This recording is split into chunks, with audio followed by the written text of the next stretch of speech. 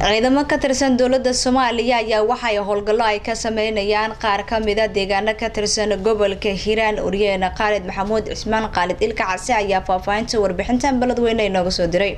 وجهة كورميركان تليا قيبته تضبي لبعتناد عيدن كحوق دلك جنرال أحمد محمد على سو جنرال تريدي شو كوتا حرونتا قوتا شناد قيبته تضبي لبعتناد عيدن كحوق دلك لما قلع هيا قصة الأسناد وكورجليد حولها شقي قوتا شناد يحلق ومرة يتوبر إذا ما عصب وقص عنا حرادة لما قلع السجون سيد وكلا كورميري إثبت لك حوق دلك كويا لا حرادة لما قلع قوتا شناد taliyaha qaybta 7-labaatanaad ee ciidanka xoogga dalka General Tredesho ayaa waxa xirada ku soo dhaweeyay abaandulaha guutada shanaad qaybteeda 7-labaatanaad ee ciidanka xoogga dalka Korneyl Maxamed Cabdi Xasan saaki waxa halkan noogu yimid taliyaha qaybta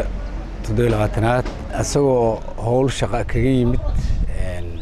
deegaano badan oo ku soo maray saaki nagu soo booqday guutada shanaad ee qaybta 7-labaatanaad asagoo u kurgalaya habsamo socodka howlaha shaqo ee guutada shanaad qaybta 7-labaatanaad taliyaha wuxuu kormeer ku soo maray qaybaha ay ka kooban tahay guutada isagoo u kurgalay habka ay u socoto shaqada naguna baraarujiyay difaaca nagala sugayo iyo inaan cadow ka xoreyno dalka iyo dadka nimanka caadaystay in ay muxaayteen shacabka gumaadaano oo dhiigooda ay banaystaano sidii loogu xoreyn lahaa dalka gaar ahaan qaybta 7-labaatanaad sida daraaddeed taliyahan ku soo dhaweynaya oo billahi tawfiiq taliyaha qaybta 7-labaatanaad ee ciidanka xoogga dalka General Ahmed Maxamed General Tredesho ayaa faahfaahin ka bixiyay ujeedka kormeerka uu ku tagay xarunta guutada shanaad qaybteeda 7-labaatanaad ee ciidanka xoogga dalka waxaana uu ammaan iyo bogaadin u soo jeediyay howlaha qaran ee saraakiisha guutada shanaad ay u hayaan bulshada kulana dardaarmanayay laban dadaalkooda saakayna waxaan kormeer ku soo dhex marnay xarada guutada shanaad oo aad iyo aad uga shaqaysay iyo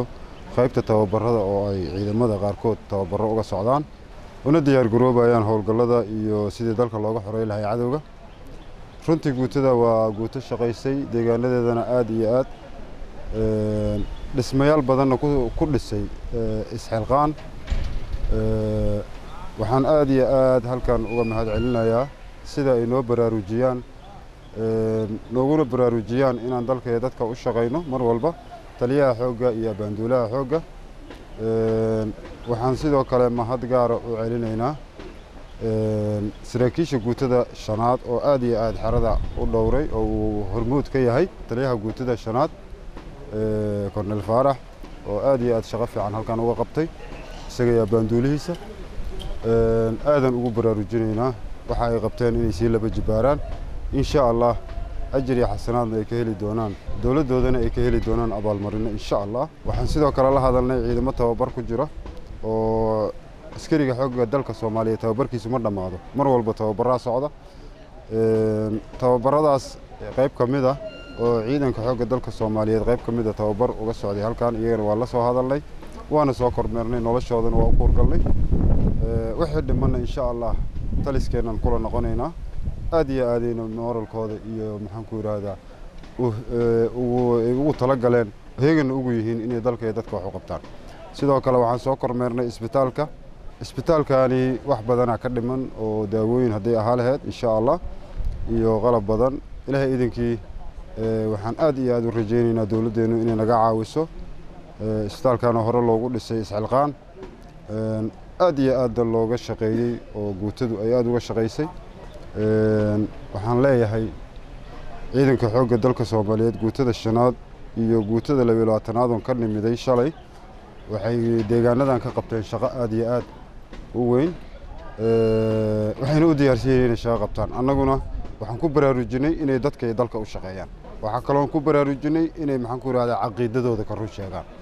oo ay caqiidadooda ku taagnaadaan oo ay qawaariijka oo maxaan ku yiraahdaa dhibaatada iyo waxa xun ee caqiidada xun dadka kula dhex meereysanaya in asagana ay dalka iyo dadka ka qabtaan iyagoo kaashanaya dawladooda iyo taliskooda xoogga oo hormuud ku yahay taliyaha xoogga iyo maxaan ku yiraahdaa abaanduulaha xoogga waxaan leeyahay dadka iyo dalkan u wada shaqaynaynaa